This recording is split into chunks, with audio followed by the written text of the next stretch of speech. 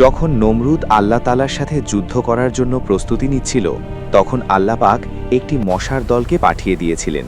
আর সেই মশাগুলো এসে নমরুদের সৈন্যদেরকে হাড়গুলো বাকি রেখে রক্ত মাংস সব খেয়ে ফেলেছিল।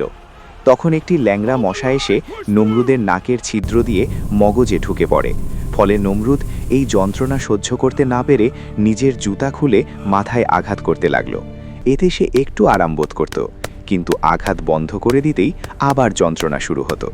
তখন মাথায় জুতার বাড়ি দেওয়ার একজন কর্মচারী নিয়োগ করল, আর সেই লোক এভাবে তাকে 400 বছর মাথায় জুতা দিয়ে পিটিয়েছিল। হঠাৎ একদিন কর্মচারী রাগ হয়ে তার পায়ের কাঠের জুতা খুলে এমন জোরে আঘাত করল, মাথা একদম 2 ভাগ হয়ে গেল।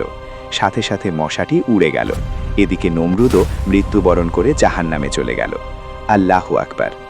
আপনারা যদি এক আল্লাহকে বিশ্বাস করে থাকেন, তাহলে কমেন্টে লিখুন আল্লাহু আকবার। আর আমাদের এই জাহিদ খান ইউটিউব চ্যানেলটি সাবস্ক্রাইব করে দেখিয়ে দিন ইসলামের পাওয়ার।